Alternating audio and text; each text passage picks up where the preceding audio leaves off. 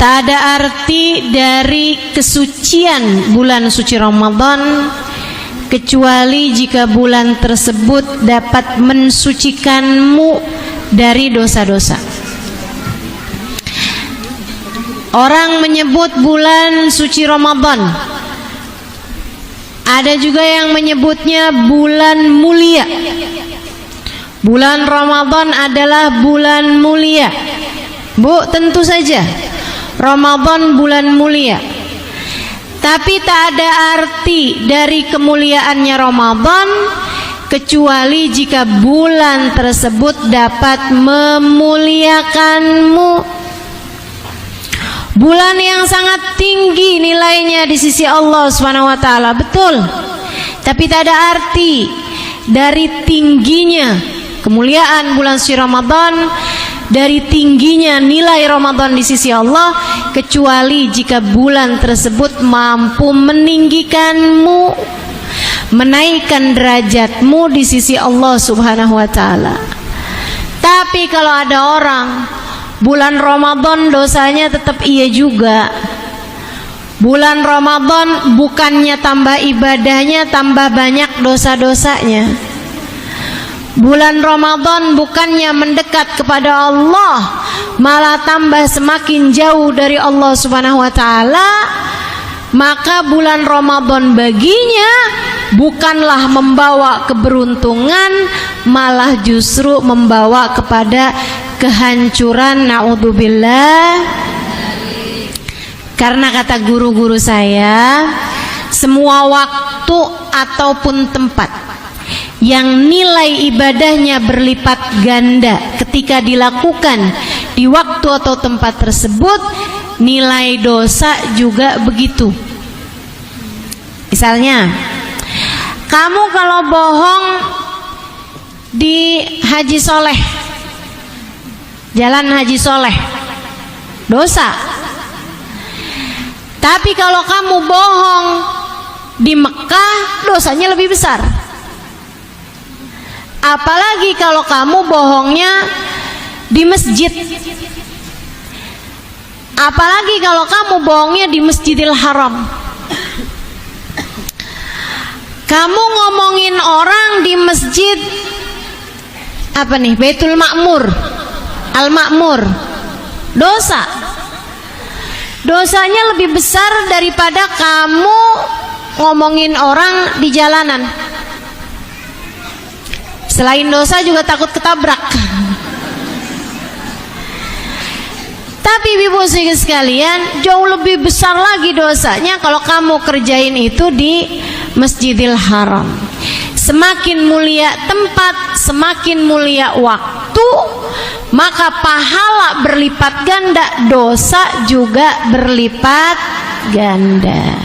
Makanya nih, mesti siap-siapin Ramadan sebagai bulan yang mudah-mudahan akan memuliakan kita. Amin. Sebagai bulan yang mudah-mudahan akan meninggikan derajat kita.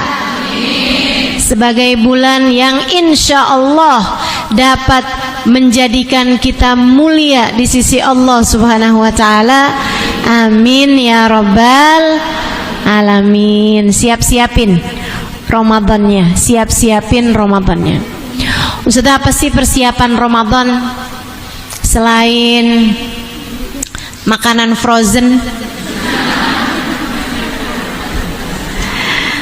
Nah, itu mah bukan persiapan ibu ya.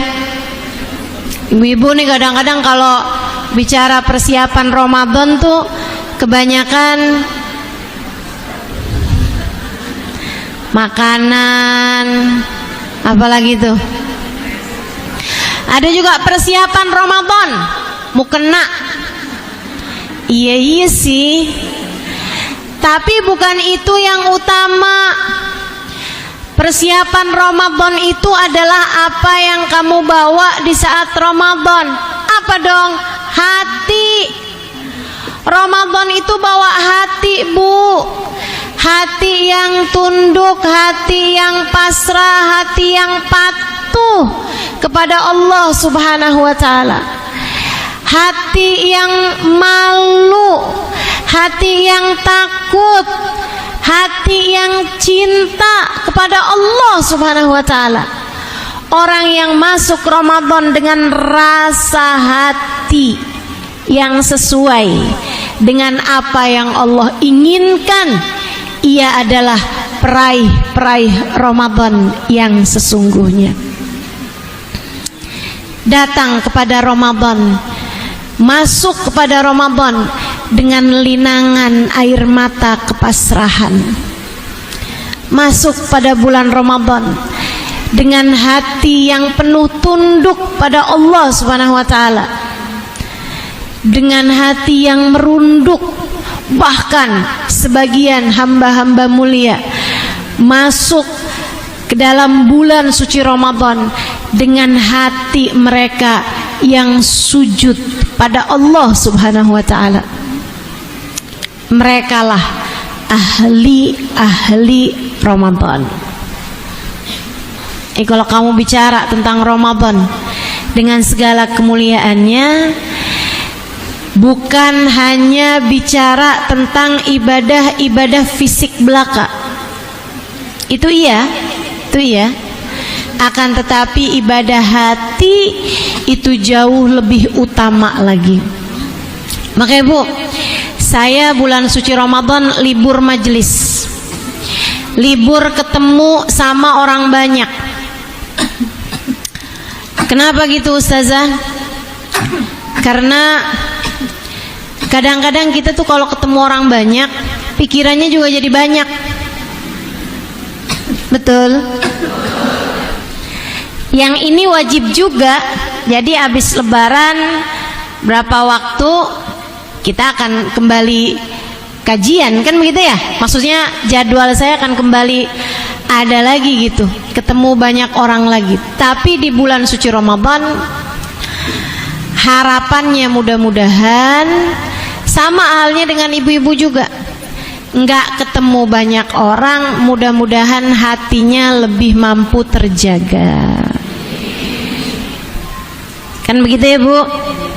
Ini kan kalau ketemu orang banyak nih, misalnya saya ngelihat ada ibu-ibu di pojokan tidur, senderan. Habis saya bilangin usap-usap muka.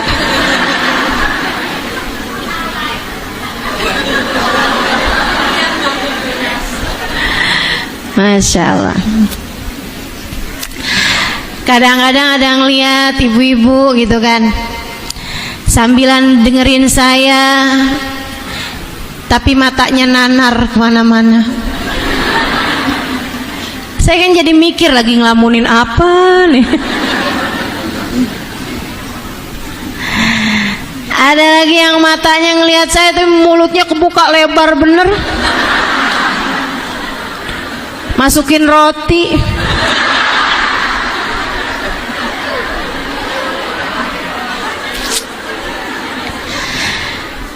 Macem-macem gitu kan, ngelihat macem-macem, hati juga mikir macem-macem. Segitunya kita kumpulnya dalam majelis ya Bu ya. Apalagi kalau ibu-ibu kumpul arisan, apalagi kalau ibu-ibu kumpul reunian. Menurut saya sih tambah susah Bu jagain hatinya. Saya nggak tahu sih kalau ibu-ibu emang sepandai itu jaga hati. Jangan sampai jadi orang yang nggak peduli sama urusan rasa hati. Karena bekal kita menuju Allah ya hati Bu. Yauma la yanfa'mal wala banun illa man atallaha biqalbin salim. Nggak ada yang selamat di akhirat. Nggak orang bawa harta, nggak orang bawa anak. Yang selamat adalah orang yang datang pada Allah dengan bawa hati yang selamat. Nah ini kita mau selamatin hati nih. Karena Ramadan tuh kalau dosa, dosanya lipat-lipat Bu. Sebagaimana pahala juga berlipat-lipat ganda. Kata Nabi Muhammad Yang ngerjain ibadah sunnah, man adda sunnatan fakanahu adda faridatan. Siapa yang jalanin ibadah sunnah di bulan Ramadan sama kayak orang jalanin ibadah wajib di hari-hari biasa. Siapa yang jalanin ibadah wajib di bulan Ramadan kayak 70 kali jalanin ibadah wajib di hari-hari biasa. Takutnya dosa juga begitu, lipat ganda 70 kali lipat, kan rugi kita.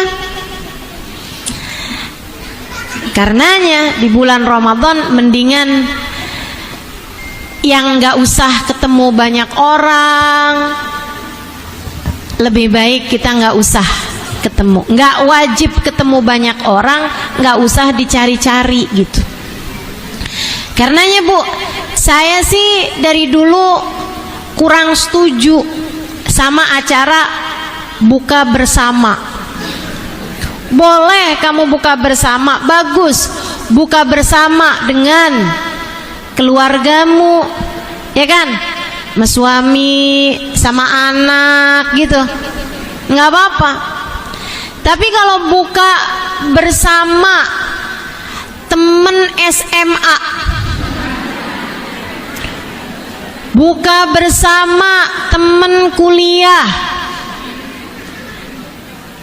gitu ya. Saya emang nggak pernah Ustazah buka bersama temen kuliah, temen SMA juga, cuman SMA juga nggak pernah. Kenapa soalnya? Karena saya tamat SMP.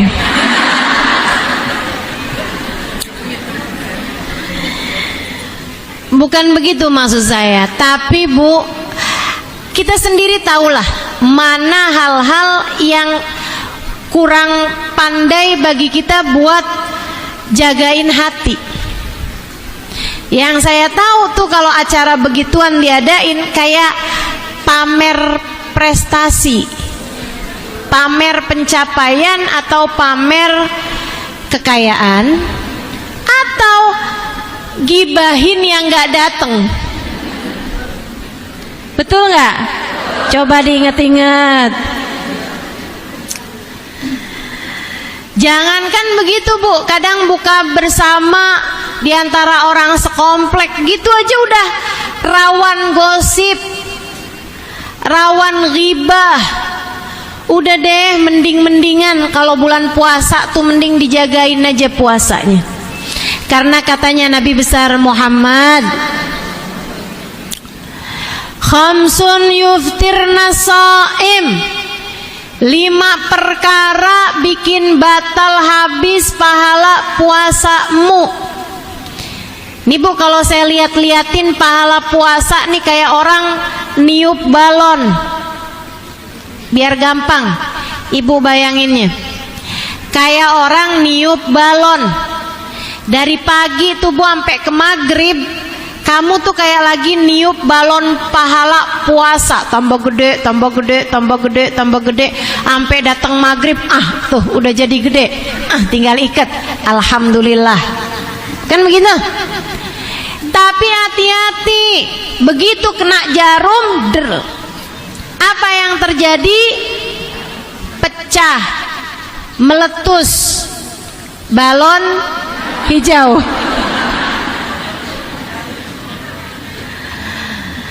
Ibu-ibu sekalian, itu gara-gara 1 jarum bisa habis, nggak bersisa. Bukan jadi kecil, bukan jadi pahalanya berkurang, enggak, habis sama sekali. Ini kata Nabi Muhammad, khamsun yuftirnas shaim, 5 perkara bikin batal habis pahala puasamu. Apa aja itu?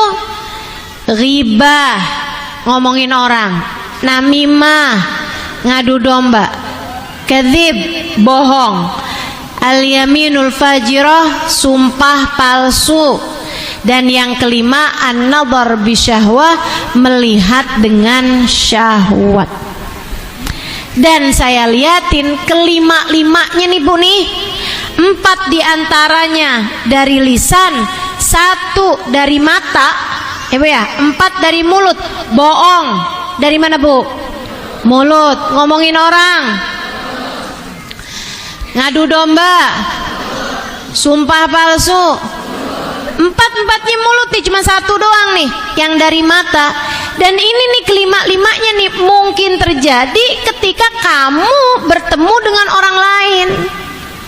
Tapi kalau kamu sendirian, nggak buka HP, nggak lihat media sosial, nggak baca-baca lambe turah,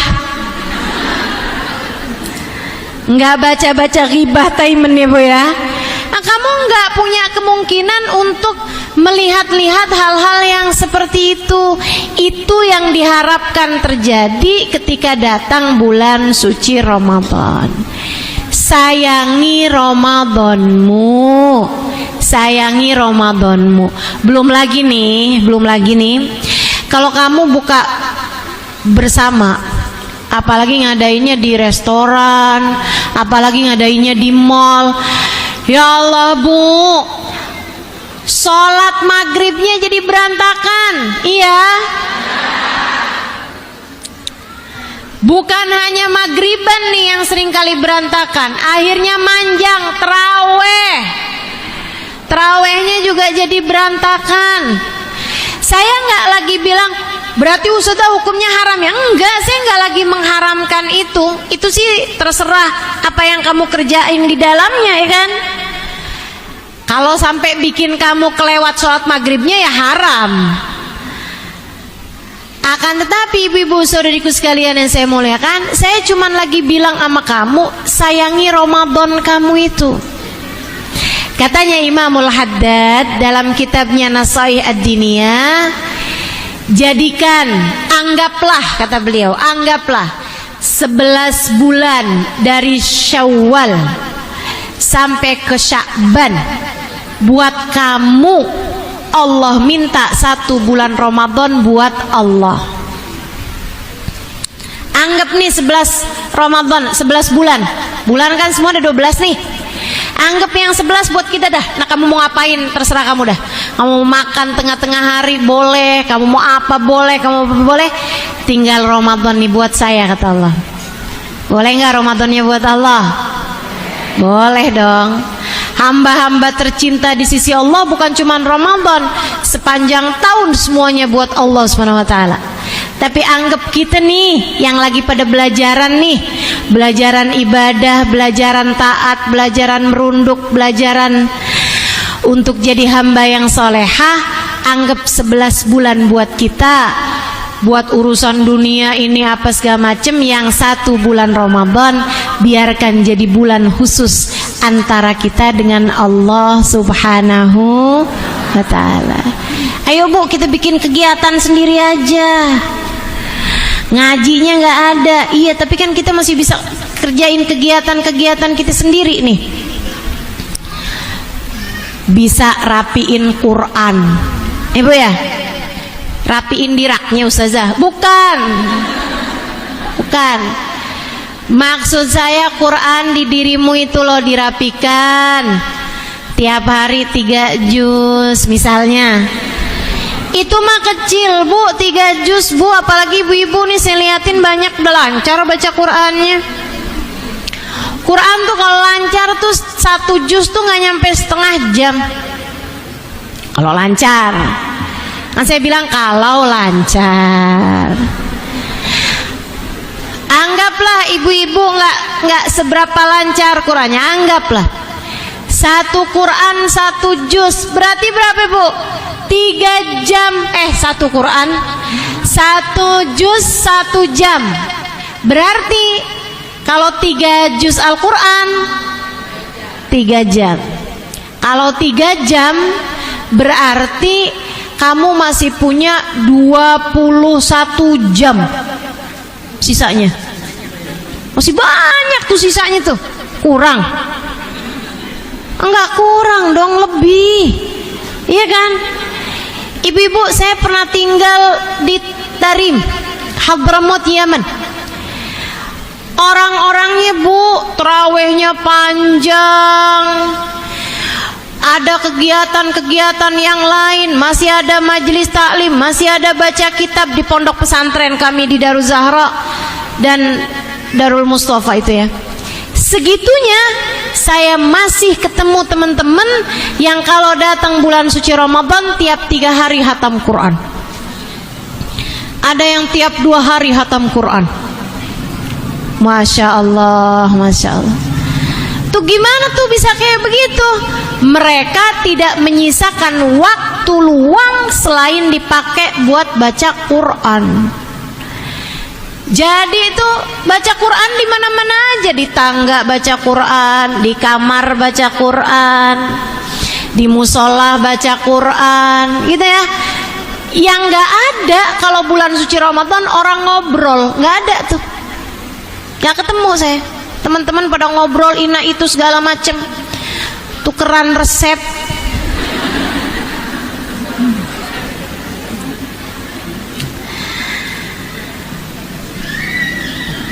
Yuk belajaran. Insya tuh tiap hari sehari mau berapa juz Al-Quran. Ustazah saya kalau bulan Ramadan ya Ustazah ya, tiap hari saya 3 juz. Juz apa? Apokat, mangga, menjambu. Ya Allah. Ayo Bu, jangan sampai ketinggalan. Ada hamba-hamba Allah yang masuk kepada bulan Ramadan baru sampai pertengahan sudah naik derajatnya di sisi Allah Subhanahu wa taala. Ada hamba-hamba Allah yang baru datang tanggal 10, dosanya semuanya udah dijadikan Allah tak bersisa sedikit pun karena bagusnya Ramadan yang dia laksanakan. Dia masih terus ibadah, hatinya masih terus merunduk, sampai-sampai Allah Subhanahu wa taala terus turunkan ampunan-ampunan yang mencukupi untuk kedua orang tuanya.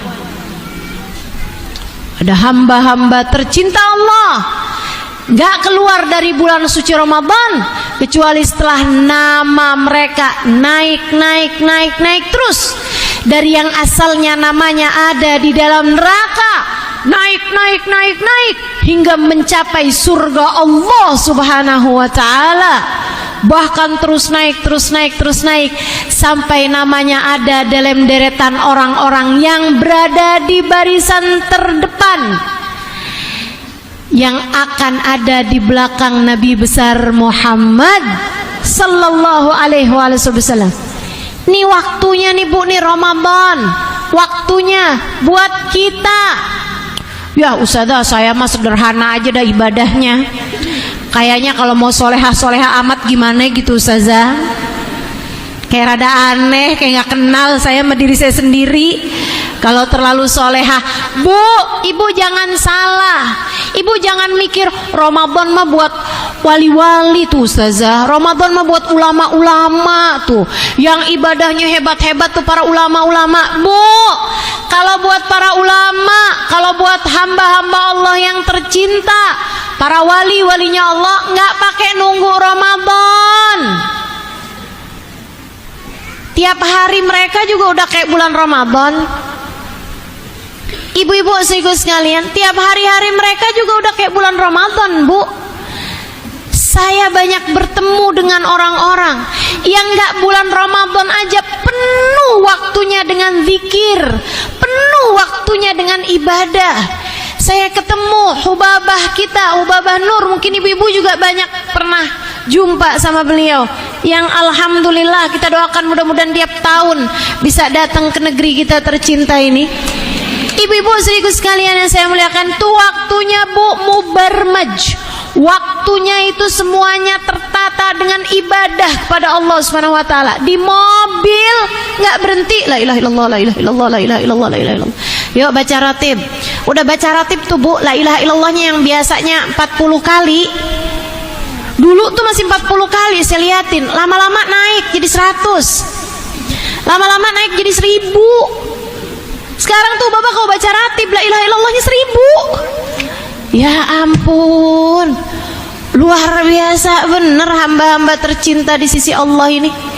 Waktunya penuh dengan ibadah kepada Allah Subhanahu wa taala, tidak menyisakan semenit, 2 menit, 3 menit buat urusan-urusan yang gak ada gunanya. Buat kita-kita nih Bu nih, pemalas-pemalas kayak kita nih, betul gak? Kalau ibu-ibu gak ngerasa gitu, ya udah buat saya dah, buat pemalas-pemalas kayak saya. Ini Ramadan adalah waktunya. Ramadan adalah waktunya. Yuk, mumpung pintu rahmat Allah lagi dibuka. Yuk, mumpung Allah tuh banyak banget ngasih kelipatan pahala. Mumpung Ramadan itu Bu kayak bulan, turun hujan rahmatnya Allah nggak berhenti sepanjang bulan. Kalau nggak gerimis, kalau nggak deres. Kalau anggap bulan-bulan yang lain nih kemarau, bulan Ramadan tuh bulan turun hujan rahmat Allah, ampunan Allah sebulan penuh full. Sayang waktumu selama bulan Ramadan. Saya rasa sih ibu-ibu nih yang Ramadannya banyak di dapur udah pernah pasti. Betul Bu? Ramadanmu banyak di dapur udah pernah? Udah pernah? Tiap hari ganti menu, tiap hari liatin resep, sok-sokan mau ganti-ganti resep masakan, ternyata rasanya nggak jelas. Kebawaan nafsu sih. Masya Allah. Ramadan yang isinya banyak keleleran di pasar, nyari baju buat lebaran. Hari ini nyari baju buat diri sendiri, besoknya buat suami, besoknya buat anak nomor 1, besoknya buat anak nomor 2. Nah anaknya 12.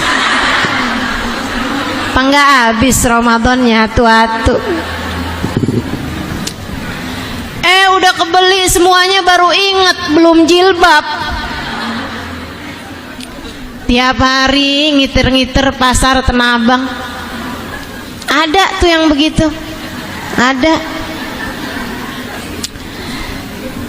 Sampai awal-awal saya di Tarim tuh, awal-awal pulang dari Tarim, pertama-tama saya ngajar di Jakarta, lagi masih musim telepon rumah Bu. Ada orang nanya sama saya malam-malam Ramadan, Ustazah, besok kan saya nggak mau puasa nih, itu nanti qodoknya langsung nggak Ustazah habis lebaran? Saya bilang tunggu dulu, besok kamu nggak mau puasa? Iya Ustazah, saya besok nggak puasa. Kenapa? Karena saya mau ke Tanah Abang.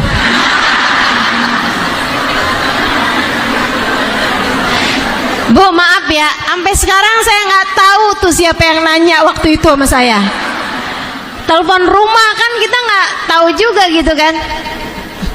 Orang nggak tahu dapat nomor saya dari mana gitu. Nanya segala macam pertanyaan. Saya bilang tunggu dulu nih, kamu nih mau ke pasar Tanah Abang? Oh Ustazah. Ngapain? Belanja lah Ustazah. Iya saya tahu, tunggu dulu. Kamu dari luar kota? Enggak Ustazah, saya orang pasar Minggu. Dari pasar Minggu mau ke pasar Tanah Abang. Saya bilang baik. Kamu kenapa nggak pakai puasa besok? Dia bilang, ya kan capek Ustazah. Oh belanja. Belanjanya itu buat kamu punya toko. Masih bisa saya pikirin. Saya masih husnudzon nih, masih husnudzon. Dia bilang enggak Ustazah, buat beli baju lebaran. Pakai baju lebaran tuh hukumnya sunnah. Puasa Ramadan hukumnya bagaimana mungkin kamu meninggalkan yang wajib untuk sesuatu yang sunnah. Itu sama aja kayak orang pakai cadar tapi kagak pakai kerudung. Gimana nih coba nih? Lucu nggak tuh? Orang pakai cadar ya tapi kerudungnya kagak.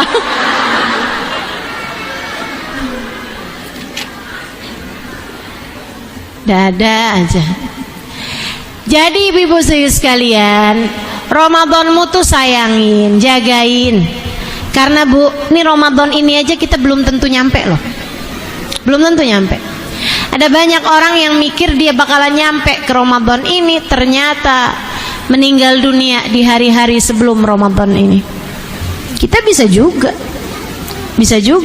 ajal kita nggak tahu.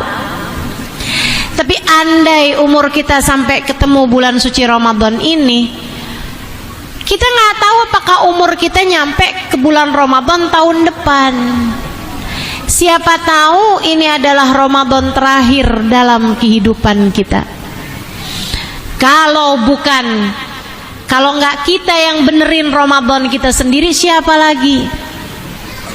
Dan kalau bukan Ramadan yang ini yang mau kita benerin, Ramadan yang mana lagi? Ya kan? Makanya dah, mudah-mudahan bisa jadi orang-orang yang ngebagusin Ramadannya, insya Allah. Amin.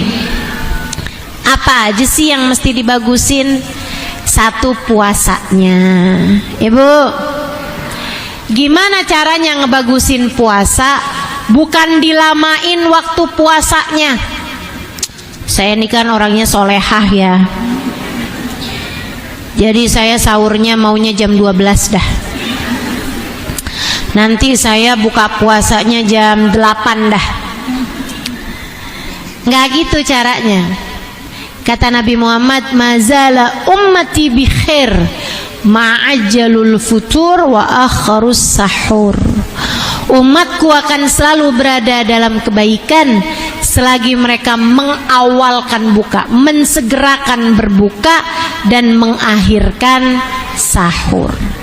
Jadi sebaik-baik sahur itu yang dekat subuh. Sebaik-baiknya buka puasa itu adalah awal maghrib tiba. Bahkan seperti yang dicontohkan oleh Nabi Muhammad. Nabi Muhammad apabila berpuasa mendahulukan buka daripada sholat maghrib. Kita kan juga kayak begitu ya. Buka dulu baru sholat maghrib. Tapi buka Bu, bukan makan segala, bukan. Buka doang, buka.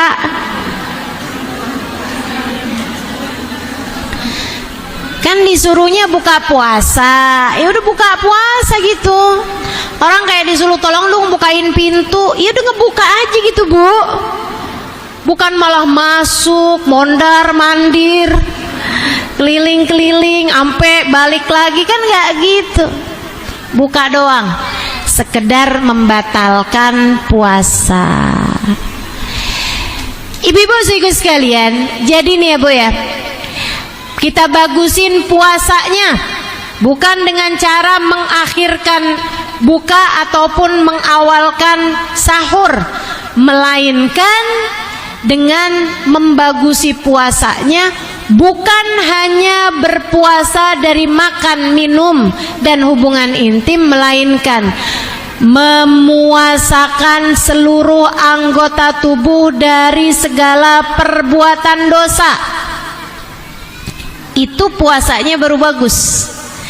Jadi nih mata dipuasain dari ngeliat macem-macem yang bikin hati nanti jadi nggak terjaga.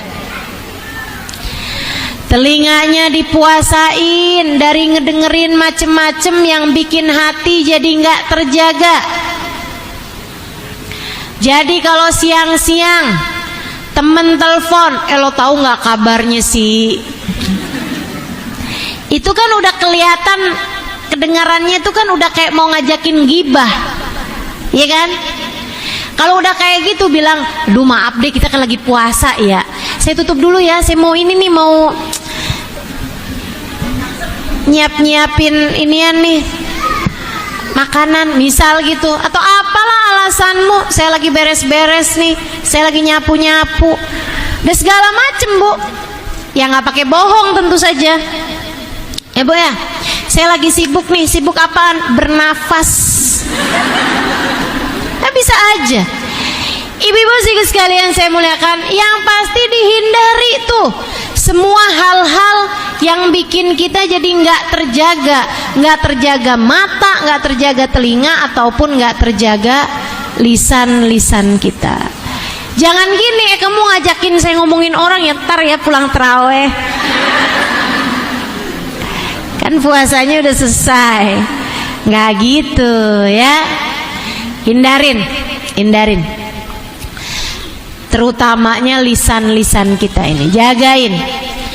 Dijaga juga Bu dari marah-marah. Ayo, puasa yang bagus adalah puasa yang ramah, bukan puasa yang marah-marah. Ketemu sama suami marah, sama anak marah, bangunin sahur anak-anak nggak bangun-bangun, marah-marah. Suami belum juga keluar THR-nya, marah-marah.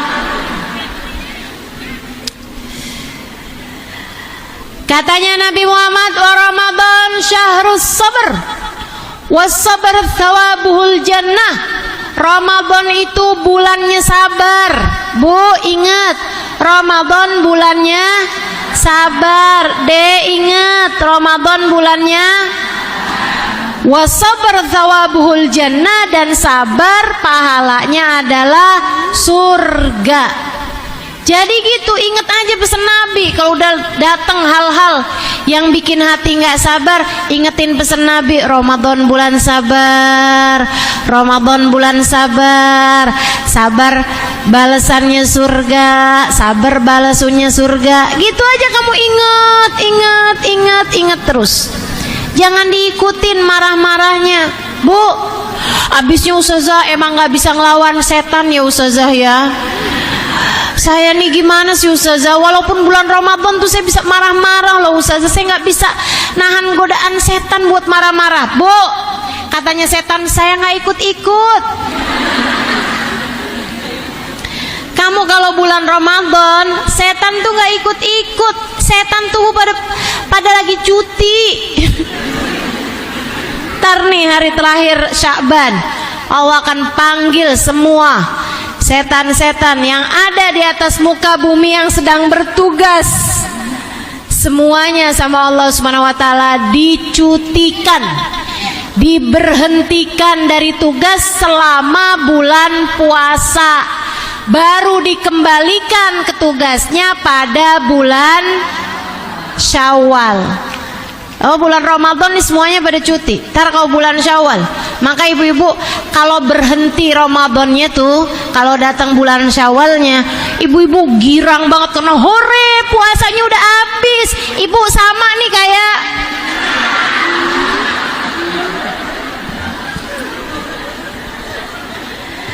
kalau orang-orang tercinta di sisi Allah itu Bu, mereka itu kalau habis bulan Ramadannya pada nangis, sedih. Ya ampun, Ramadannya udah habis nih, bisa nggak ya ketemu tahun depan? Ya ampun, kayak belum sempurna deh puasanya kemarin. Sedih hati mereka Bu. Kalau bulan Ramadan, kalau habis Ramadannya, itu kalau ditarim tuh, kalau udah hari-hari terakhir, 10 hari terakhir bulan Ramadan, wah mereka tambah habis-habisan ibadahnya. Terus tuh kalau udah mulain hari-hari mau beneran habis tuh, kayak kurang 3 hari 5 hari sebelum Ramadan, sebelum habis Ramadannya, mereka udah mulai tuh muwadda ya Ramadan, muwadda alaina bil ghufran. Muwadda itu Bu, banjir air mata mereka karena tak rela puasa akan segera meninggalkan mereka. Udah nangis, kita mah kagak. Hore 5 hari lagi lebaran, hore 3 hari lagi lebaran. Seneng bener setan balik. Gitu ya. Ini dia nih orang-orang yang setannya juga pas balik demen banget. Alhamdulillah, dia masih tetap juga jadi pengikut setia saya, kata setannya gitu. Jadi kalau bulan Ramadan itu setan gak ada. Kamu hanya perlu menguasai hawa nafsu kamu sendiri untuk gak gampang emosi. Tahanin, jangan marah. Ingat, Ramadan. Sama Nabi juga digituin. Kata Nabi Muhammad sallallahu alaihi wasallam, innamas shaum junnah, sesungguhnya puasa itu adalah benteng. Faida kana yauma shaumi ahadikum fala yarfuth wala yafsuk wala yajhal. Kalau kamu lagi puasa, artinya kamu lagi masuk benteng. Jangan ngomong kasar, jangan ngomong kotor, jangan nipu orang, jangan ngebodoh-bodohin orang, jangan nipu orang. Fa in syatamahu ahad, kalau kamu itu ya, fala yarfuk wala yafsuk wala yajhal. Yajhal tuh kalau bahasa anak zaman sekarang, jangan ngebully orang, jangan ngebully, jangan melakukan hal-hal bodoh kepada orang lain. Fa in syatamahu ahad, kata Nabi, kalau kamu udah pinter jaga diri, udah nggak ngomong kasar, nggak ngomong kotor, nggak pernah ngata-ngatain orang, nggak pernah ngebully orang, nggak pernah mencibir kepada orang lain, nggak pernah julid sama orang, selama bulan Ramadan kamu udah jagain. Tapi syatamahu ahad, kamu diajak bertengkar sama orang, kamu dikata-katain orang, kata Nabi pesan, falyaqul, kamu mesti bilang inni shaim 2 kali. Kenapa tuh? Yang pertama ngomong sama diri sendiri, yang kedua baru kamu ngomong sama orang tersebut. Yang pertama kamu ngomong sama diri sendiri nih, lagi puasa. Bulan Ramadan nih, wahai diri, lagi bulan Ramadan, jangan dirusak puasanya, jangan dirusak pahala puasanya, memarah, jangan gitu. Jangan juga bilang tar ya, pulang taraweh, tungguin di perapatan, nggak gitu ya Bu ya. Tahanin diri, bilangin lagi puasa. Terus kalau bulan Ramadan kayak begini, kita bilang udahlah, udah nggak apa-apa ya, udah saya minta maaf deh, saya minta maaf, kita kan lagi bulan puasa, iya deh saya yang salah, udah ya, maaf ya, gitu aja, udah gitu aja Bu. Ada orang mau marah-marah, biarin dia, kita jangan. Biar puasanya jadi bagus, biar puasamu jadi puasa yang layak diterima Allah Subhanahu wa taala. Insya Allah. Kemudian yang kedua, ibu-ibu sekalian saya muliakan, bagusin ibadah malamnya. Saya banyak baca hadis-hadis mengenai Ramadan. Hampir semua fadilah-fadilahnya Ramadan itu Allah berikan bukan hanya untuk yang puasa, melainkan juga untuk orang yang ibadah malam, yaitu tarawih. Tarawihnya jangan tinggal.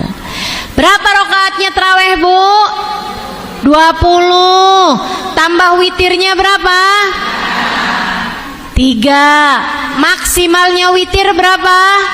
11. Nah itu ajaran kita, ibu-ibu sekalian.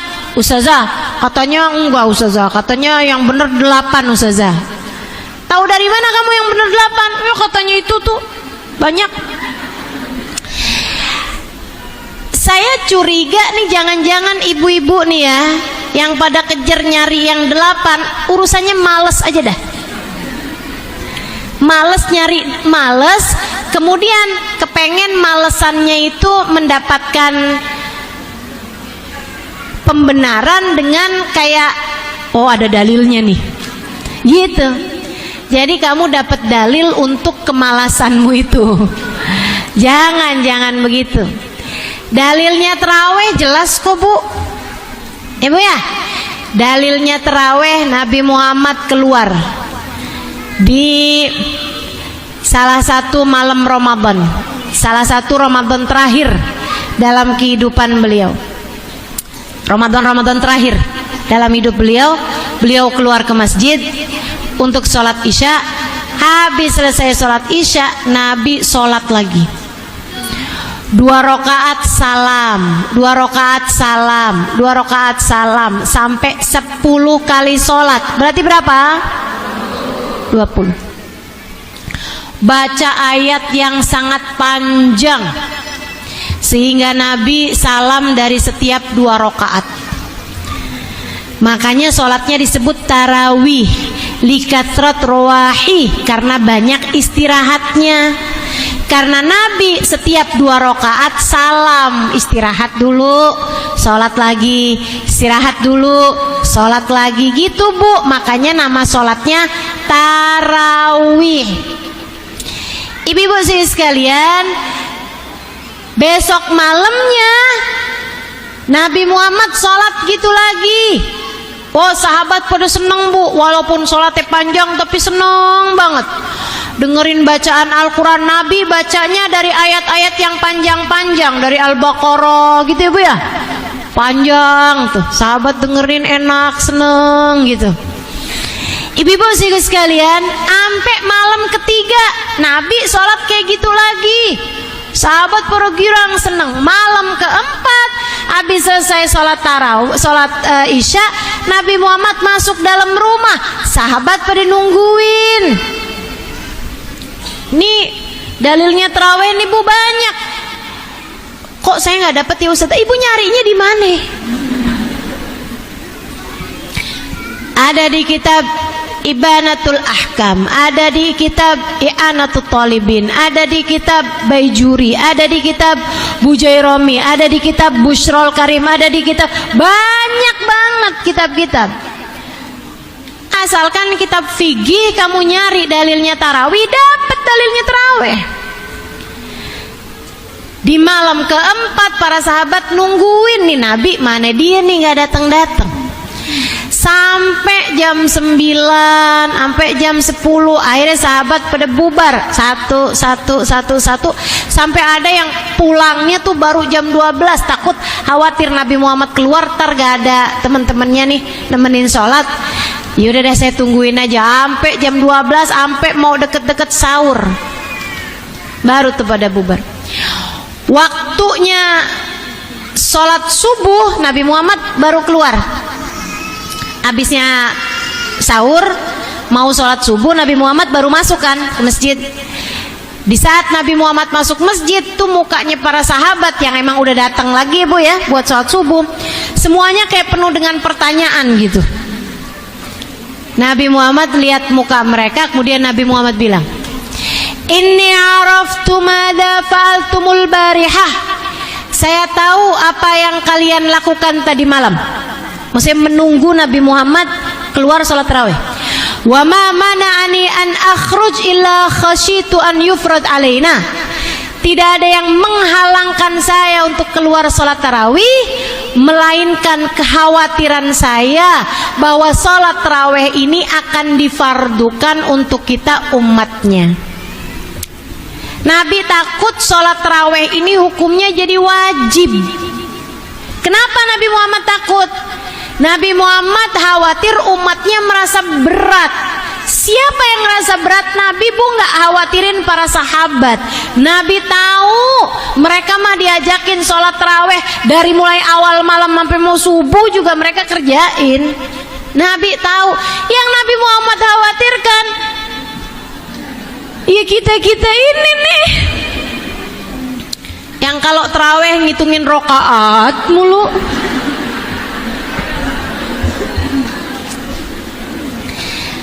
Nabi maunya, kepengennya tarawih hukumnya biar sunnah aja.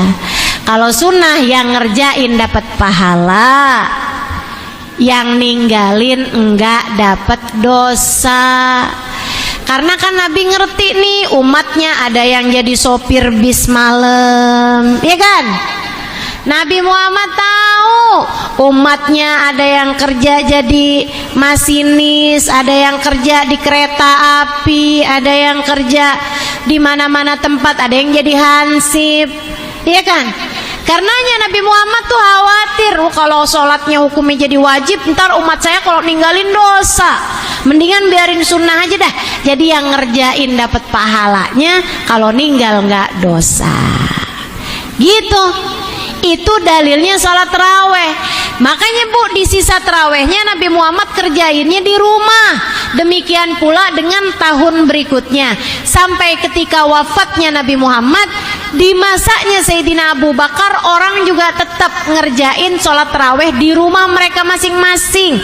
Baru di masa Khalifah Umar bin Khattab alaihi ridwanallah, Sayyidina Umar ngumpulin para sahabat-sahabat Nabi. Kata Sayyidina Umar gini nih, ingat gak dulu kita sholat taraweh barengan sama Nabi Muhammad di masjid? Iya, enak banget tuh ya rasanya. Dulu kan Nabi Muhammad ninggalin sholat taraweh gak di masjid karena khawatir sholatnya difardukan. Sekarang kan Nabi Muhammad udah gak ada, gak mungkin sholatnya difardukan. Wahyunya turun sama siapa? Gimana kalau kita kerjain sholat taraweh di masjid-masjid kita kembali? Setuju Bu para sahabat. Maka mulailah Sayyidina Umar bin Khattab mengimami jamaah sholat taraweh 20 rakaat. Makmumnya ada Sayyidina Ibnu Abbas, ada yang disebut Nabi Hibrul Ummah, ada Sayyidina Ali bin Abi Thalib yang disebut sama Nabi Muhammad, jika saya adalah kota ilmu, maka Ali adalah pintunya. Di antara makmumnya ada Sayyidina Utsman bin Affan yang ngumpulin Al-Quran, yang hatam 10 juz Al-Quran, baca 10 juz Al-Quran tiap sholat malamnya. Itu jadi makmumnya Sayyidina Umar semua. Bu, kalau saja sholat taraweh 20 rakaat itu bid'ah, tidak pernah dikerjakan sama Nabi Muhammad, tuh makmumnya bakalan protes semua Bu, makmumnya orang pinter-pinter. Paham maksud saya? Ibu, saya ceritakan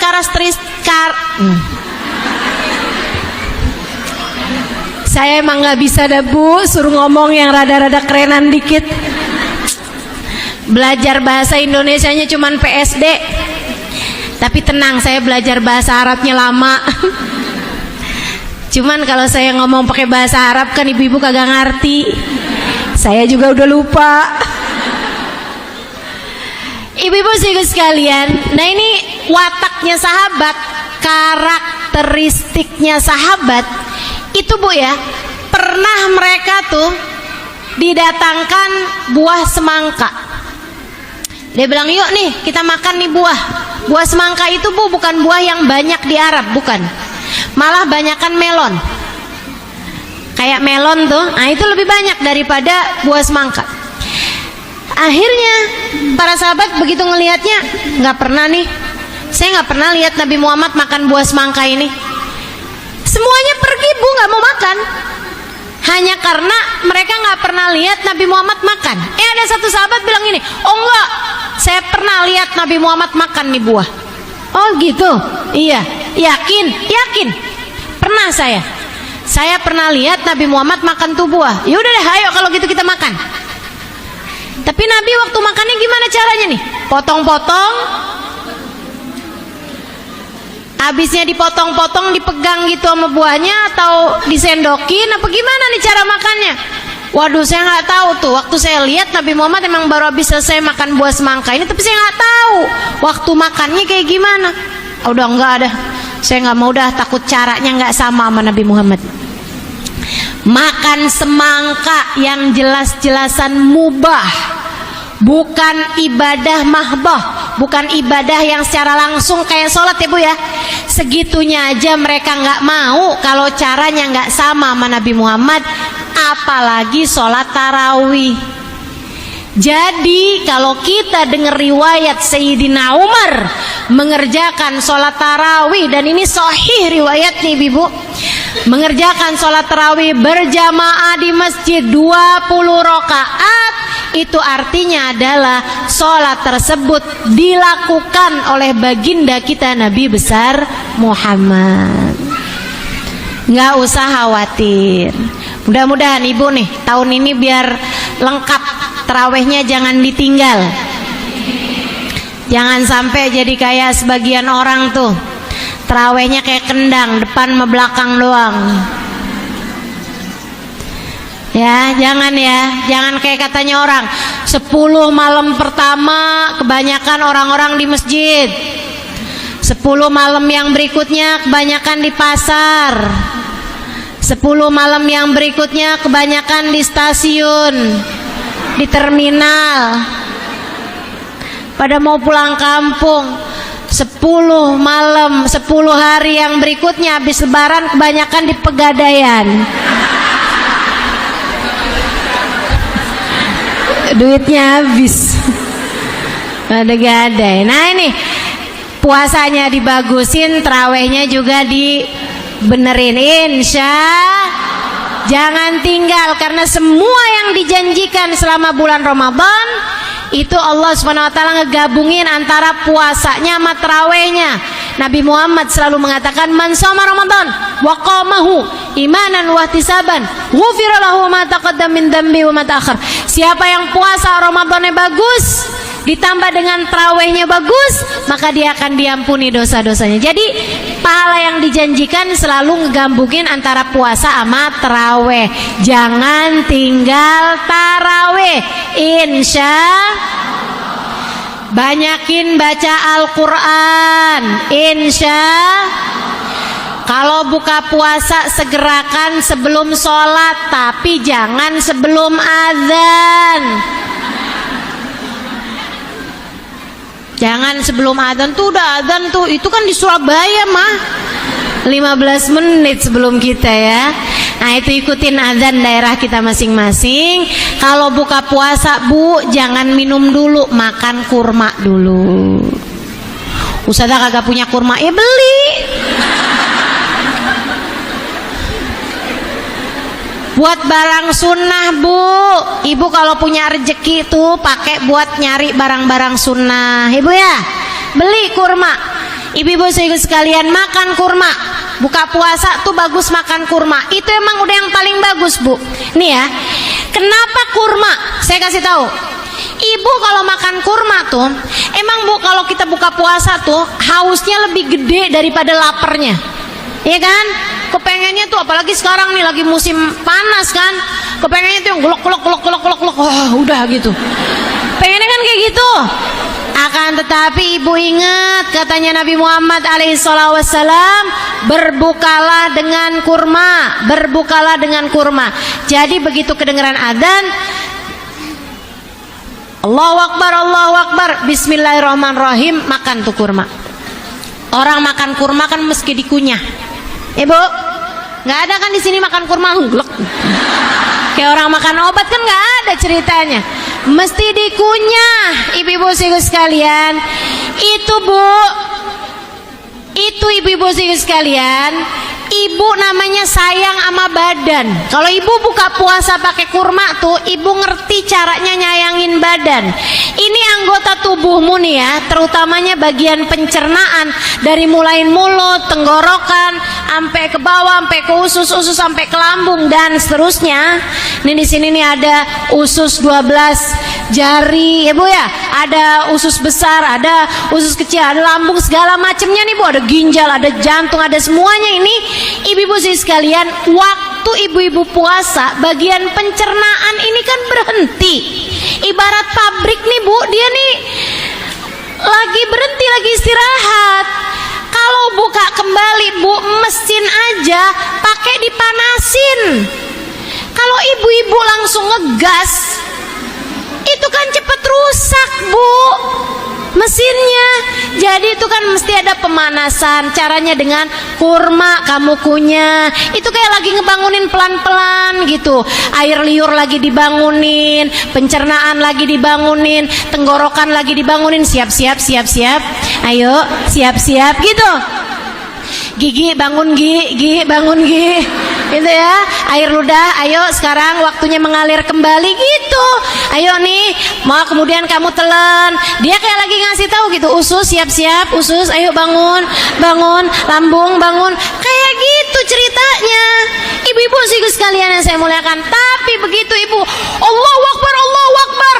Teh es teh manis atau es campur, es cendol gitu kan, ada santannya, ada gulanya, langsung glok glok glok glok glok glok. Itu ya Bu ya, ibarat kata orang lagi istirahat, lagi tidur nyenyak-nyenyaknya nih kayak yang bangun bangun semuanya, bangun bangun. Kaget semuanya. Kaget semuanya, jadi akhirnya jadi gampang rusak. Udah Nabi Muhammad udah yang paling ngerti, udah yang paling tahu, biar ibu nggak gampang sakit, biar seneng semuanya, enak semuanya gitu kan. Nah abisnya kurma 3 biji, jangan bijinya Bu, udah 3 buah kurma masuk ya Bu ya, baru kasih air minum, air mineral, kemudian ibu baca doa.